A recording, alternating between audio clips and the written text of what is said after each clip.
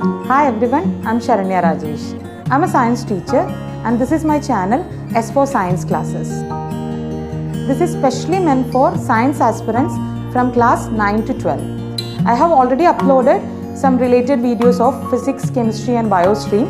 If you like the video and if you're feeling it is helpful for you, please like, share and subscribe and support me. Don't forget to press the bell icon so that you will get regular notification and you won't miss any of my videos. And please keep supporting. Now watch the video. Hi everyone, welcome to S for Science. I'm Sharanya Rajesh. Today we are continuing the structure and function of eukaryotic cell. Here in this topic we are going to discuss from cytoskeleton onwards. Till there we have discussed in the previous session, that means mitochondria, ribosomes and the endomembrane system. Everything we have discussed. So today, what do you mean by cytoskeleton? We know that cytoskeleton actually is a network of filamentous actually, and it must be proteinaceous structure which is present in the cytoplasm, right? So this entire cytoplasm, you can see that here. Yes, look at here. You can see that there will be so many filamentous structure is there, tubule structure is there, and actually they are made up of the protein part, right? So they are actually called the cytoskeleton. Total, you can see here. These are these parts. You can see the tubule part, right? They are the cytoskeleton. They are actually, there are two types of cytoskeleton. You can see that one is that actually the microtubule and the other one is that microfilament, right? So these are the main thing. There are some other parts also, but mainly microtubules and microfilaments are the main cytoskeleton part. What is the function of this? These will provide the mechanical support, motility and maintenance of shape of the cell, right? It will provide a mechanical support. So that's because this is actually we have given the name cytoskeleton, right? The skeleton is actually giving shape to the animal body. The same like that, this is actually the skeleton of the cell.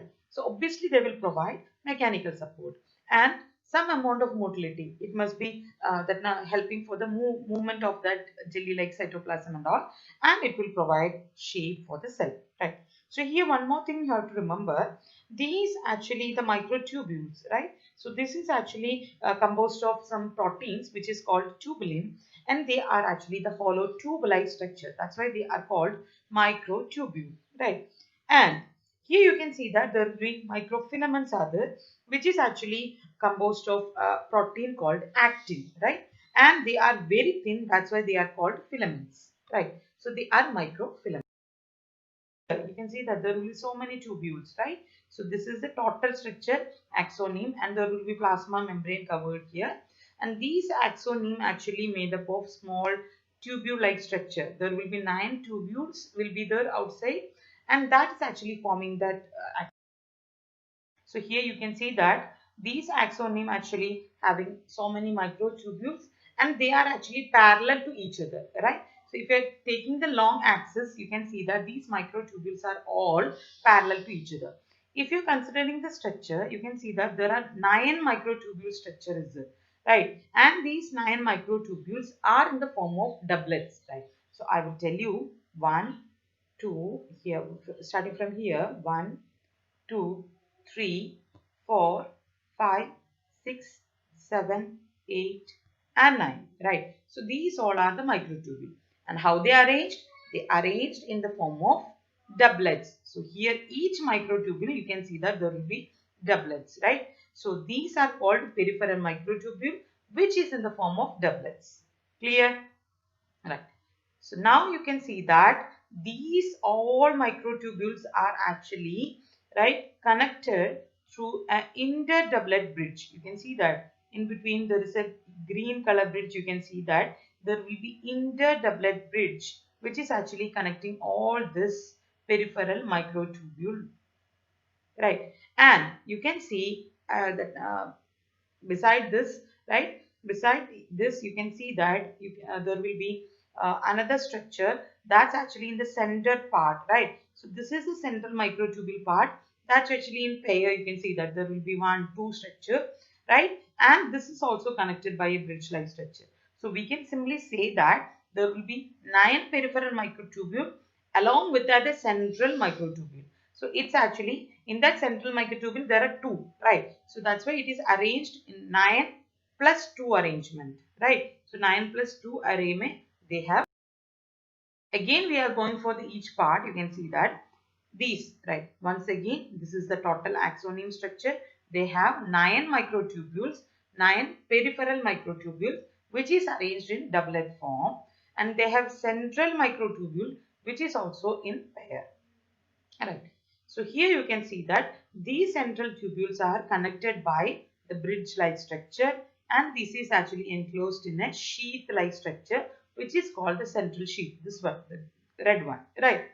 And these sheaths actually connected to the peripheral microtubule by radial spokes, right? So here the structure you are seeing, this is called the radial spoke. So you can see these microtubule, we told that this is in doublet, right? So these doublet you can see that, right? Only one microtubule, right, is actually connected to the sheath. From this doublet, only one microtubule is actually connected to the sheath through a radial spoke. Everywhere you can see that only one is actually connecting by the radial spoke, right? And here you can see that these peripheral microtubules or peripheral doublets are actually, they are also interconnected by the linkers. You can see the linkers are there, which is called the interdoublet bridge, the green color. Here also you can see that, which is called the interdoublet bridge, right? And I told you this is the total structure, right? So here you can see that what are there? There will be plasma membrane, right? And there will be 9 peripheral microtubule which is arranged in doublet, and there is a central microtubule which is in pair, which will be connected by a bridge and which is having a central sheath. And these microtubules are connected to the sheath by radial spokes, right? And these doublets are actually interconnected by the interdoublet bridge. Right.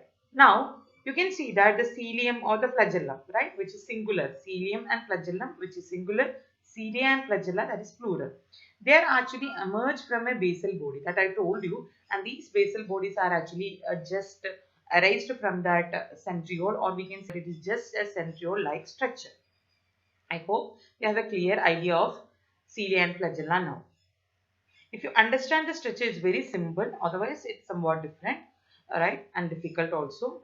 And you have to draw the structure, right? Then only you can see that this is actually the centrosome. In that, actually, a perpendicularly arranged two structures are the cylindrical structure, which is non-membrane bound, and they are arranged perpendicularly. That means 90 degrees to each, right? So these each part are called centrioles. One centriole, two centrioles, right?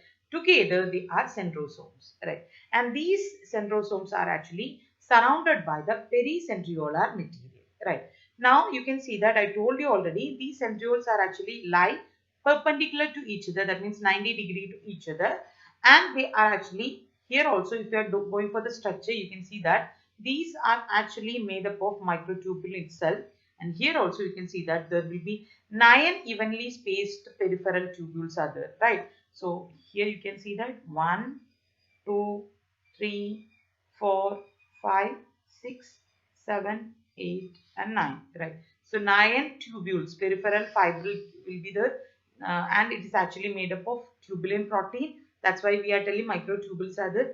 And here you can see that these are peripheral fibrils actually in the form of triplet, right? So one fiber that we are taking, that's triplet, another one triplet, like that 9 will be there, right? So they adjacent triple, these all adjacent triplets are actually connected. But you can easily understand if you're going for the centriole structure, just like cilia and flagella, there is also 9 plus 2 arrangement. Here you can see that 9 plus here 9 and the 3 arrangement, 9 tubules, and each tubule is triplet. Yes, here you can see that this is the 9 tubules and each is the triplet, right? So triplet form, right? And there will be central part which is actually called the hub part. That's actually the central part of the centriole, and that is also proteinaceous in nature. And these are actually hub is actually also connected to the tubules by the radial spokes. So like in centriole, you can see that in the inner part of this centriole, which is called the hub part, which is proteinaceous in nature, and these tubules are connected to the hub, right, through the radial spokes, just like in centriole, that cilia and flagella, right. Here, another thing you have to remember, the basal body of the cilia and flagella, they are actually made up of these centrioles, right? So the basal body is actually made up of this centrioles itself, and you can see that it's the main function. We can say that at the time of cell division, the spindle fibers actually developed from the centriole or the centriole apparatus, right? Or the spindle apparatus. You remember that, right? So that's actually forming from this structure, and it's very important in the case of cell division in animal cell. Chromatin, right?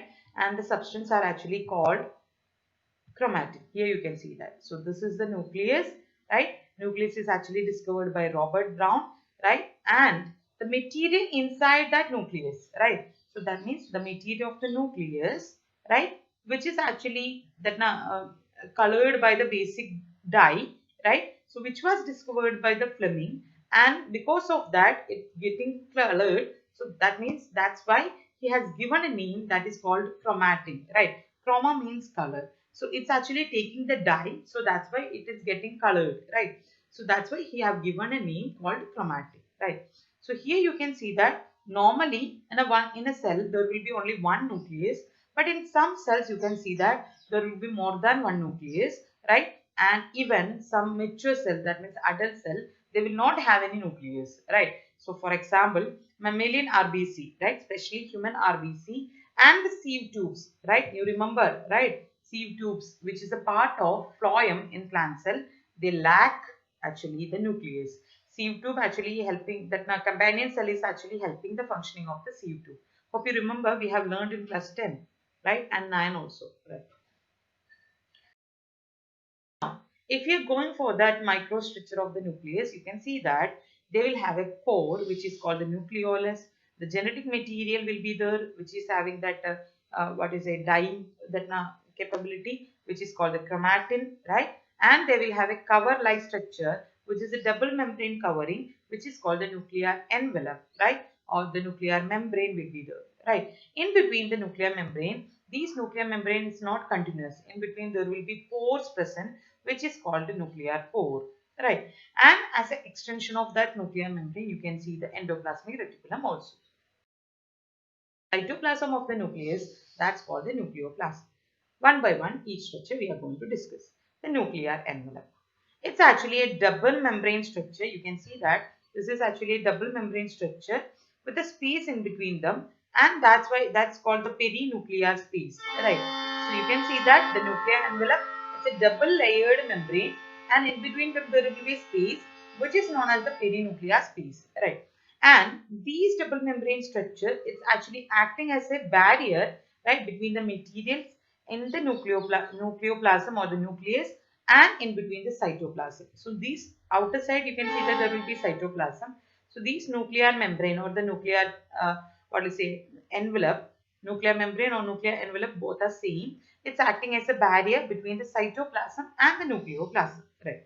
So outer membrane you can see that that will be continuous with the ER, right? I told you from here as an extension of the nuclear membrane you can see that there will be endoplasmic reticulum, cisternus, you can see that, and the inner membrane, right? So here you can see that there also you can see that the inner membrane will be there, right? So outer membrane mostly it is a as you can see that it will be continuously growing into ER structure. So we can say that ER is actually an extension of the nuclear membrane, right? And in some ER you can see ribosomes also, then it will become RER, otherwise it will be SER. So here you can see that I told you these nuclear envelopes is not continuous. In between, that's why these pores are actually making this nuclear envelope discontinuous, right? So in between you can see that there is some pore-like structure which actually called the nuclear pore, and it's actually forming by the fusion of this membrane. So wherever the structure, these membrane will be fused, and here also the membrane will be fused. In between you can see that small pore will be there, right? These are the actual pathway for the movement of RNA and the protein between the nucleus and the cytoplasm. right? So the movement of RNA and protein between the nucleus and cytoplasm is actually happening through this pore, through this pore. Now, next structure, that is a chromatin. Chromatin is actually the network of nuclear protein, right, fibers. You can see that this is the nucleus, right, the nucleolus, and you can see that there will be chromatin. It's actually a network of nuclear protein fibers, right, and it's actually containing the genetic material. We can say that it will be in the form of DNA, right, and the DNA is actually made up of some basic proteins will be there, which is called histone proteins, and some other protein which is called non-histone proteins, right? And you can see even RNA also as a genetic material. You can see that in the chromatin, some amount of RNA also you can see that, right? So these chromatin actually contains DNA and the basic proteins which is called the histones, and there are some non-histonic proteins and some amount of RNA, right? When the time of cell division, these chromatin will condense to form a special structure which is called chromosomes only at the time of cell division. Otherwise, you can see that there will be a long thread-like structure, which is the chromatin fibers or the chromatin reticulum, right? But at the time of cell division time, it will be condensed to form a special structure which is called chromosome. Now we will discuss about the chromosomes again, the shape and the structure and the name and all we will discuss. Before going to that, we will discuss about the nucleolus also, right? You can see that there will be a central core-like structure, right? So that's actually called the nucleus, right? It can be in some cells, you can see that there will be one nucleolus, in some there will be more than one, right? So one or more non-membranous spherical body which is present inside the nucleoplasm, that's called the nucleolus, right? So it's actually a continuous from here you can say it's actually continuous with the nucleoplasm, right? And here you can see that the ribosomal RNA is there, right? So that means RNA which is helping for the ribosome production, that's actually coming from here. So it is the site of ribosomal RNA synthesis, right? So RNA, right? I told you ribosomes is actually helping for the protein molecule. For protein molecule making, they need RNA, right? So that RNA are called rRNA or ribosomal RNA. So that ribosomal RNA will make inside this nucleolus. So we can say that this is the site of rRNA production. Now we are going for the structure of the chromosome. Here you can see that I told you these chromatin at the time of cell division, it will be condensed, highly coiled structure they are. So they will be condensed to form a structure called chromosomes, right? So these are the actual structure. If you're taking here, you can see that these are the arms of the chromosomes, right? And these both are arms are about similar, right? Of one chromosome. That's why it is called sister chromatids, right? Right. So here you can see that in a human being, right, about if you are taking the all DNA, right, all the chromatin, it's about 2 meter long DNA will be there, right, and it will be distributed among its 46 chromosomes. That means there will be 23 pair. If you are taking all the DNA from that 23 pair, it will be about 2 meter in length. That means in a single cell there will be 46 chromosome. If you are taking it out and if you are measuring the length, it will be about 2 meter, right? So that means in a single cell there will be 2 meter long DNA. So you just imagine how much coil that now it is highly super coiled structure. You can see that it must be adjusted in a cell. Cell is actually microscopic. Inside that cell, you imagine 2 meter long DNA, right? Content is there. So that means it is super coiled, right? So that's why it can arrange that 2 meter long DNA content in that small microscopic cell. Now, I told you every chromosome they have a primary constriction, right? So you can see that in the center part or wherever it is, there will have a primary constriction which is called the centromeric region or the centromere, right? On the sides of which the disc-shaped structure will be present, that's called the kinetochore, right? So here you can see that these are the arms of the chromosome and there will be a constriction, which is that actually in any part, whether it will be here in the center part, that will vary. This constriction is called centromere. In the sides of that centromere, you can see another disc-shaped part will be there. This is the disc-shaped part, which is called kinetochore, on which whenever the time of the cell division, the microspindle or the spindle fibers are attached, right? So here You have to remember that we will go and learn about cell division, right, in this year itself. Then you will understand. We will name the kinetochore there, right. So this is the part kinetochore on which the spindle fibers are attached actually, right, at the time of cell division. Now, according to the position of the centromere, the chromosomes are actually classified into four types, right? So here you can see that the metacentric chromosome, first one, right? So metacentric chromosome, you can see here metacentric chromosomes, right? So here you can see that this is the actual chromosome, and here is that the centromere is actually in the center part, which is called the middle part, which is called the metacentric chromosome, right? So which will be middle centromere, and it will have two equal arms of that chromosome. That means here also equal in length, here also equal in length. So it will be in the middle, which is called metacentric chromosomes, right? And there are submetacentric chromosomes. Here you can see that in submetacentric chromosomes, actually centromere is near to one end, forming one shorter and one longer arm, right? So here you can see that compared to this, here is one shorter arm and this is the longer arm. It's actually slightly above that middle part, right? So thus it's called submetacentric, right? So it will create a shorter arm and a longer arm, right? Now other one is the acrocentric chromosome. Here the centromere is actually close to that end, and there will be one very short arm and one very long arm, right? So here you can see that one very short arm and one very long arm, because it's more towards the end. This centromere is more towards the end. Now the last type of that chromosome, right, that's actually the telocentric chromosome. Here you can see that they have very terminal centromere. That means very small short arm will be there, or sometimes you cannot even see that, and there will be very long arm. So these are called telocentric chromosomes, right? So here you can see that in some chromosomes they have non-staining secondary construction in some ends, right, which is called the satellite. It's very important, right? It's used as a gene marker, right? In higher classes you will learn about that gene marker. These satellites are actually used as a gene marker, right?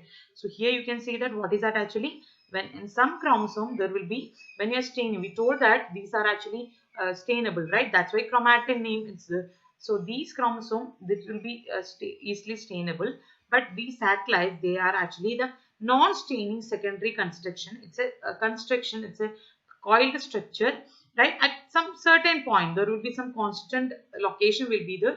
There you can see that's a secondary construction part, and that part is actually called the satellite, and it is non-stainable part. Now, the other structure you can see that will be present in both plant cell and animal cell. That is actually the microbody, right? This is the structure of a microbody. Microbodies are actually meant for, right, for the collection or the storage of various enzymes, right? So here you can see that these are membrane bound minute vesicles, and which is having different types of enzymes in that, which will be stored different type of enzymes, and it can seen both in plant cell and animal cell. Now we have discussed about all the structure of animal cell and plant cell, that is in eukaryotic cell entirely we have discussed. Now can you say that what is the difference between a plant cell and animal cell? Obviously it is very easy because each and every part we have discussed, right? So in plant cell you can see that there will be cell wall, but in animal cell the cell wall will be absent, right? Right, and here one more thing, you can see that in plant cell there will be plastids, whether it is chloroplast or any other plastids. You can say plastids are present in plant cell and it is absent in animal cell. And in the case of vacuole, we are telling in plant cell there will be a large central vacuole, but in the case of animal cell mostly the vacuoles are absent, or if it is present, very small in number, right? So in size and all, and very less in number also, right? And what about centrioles? Centrioles are actually exclusively absent in case of plants, and it will be present only in animal cell. So we have finished the prokaryotic structure and eukaryotic structure in detail. So we can easily differentiate that now. Prokaryotic cell, they are actually compared to eukaryote, they are smaller. Mostly they are unicellular. The genetic material, we told that they haven't have a well-defined nucleus in prokaryote. That's why their nucleus is called nucleoid. But in the case of eukaryote, they have a well-defined nucleus and they have nuclear membrane and everything, right? So prokaryote, they doesn't have any well-defined nucleus. So that's why they doesn't have any nuclear membrane also, right? But what in the case of other membrane-bound organelle? Here in prokaryote, there is no membrane-bound organelle, but in eukaryote, almost all type of membrane-bound organelles are present. In the case of DNA, they have only a single circular DNA user. But in the case of eukaryote, they have a that now 46. If it is human being, you can see that 46 chromosomes there, right? So these chromosomes are highly coiled. So that's why we can say that they are having a linear DNA. What about the ribosomes? Ribosomes in the case of prokaryote, they are 70S type, right? And here in eukaryote, the cytoplasmic ribosomes are 80S. But in the case of in plastids and mitochondria, the ribosomes present, they are 70S. I hope you have a clear idea of this portion. Please let me know. Thank you.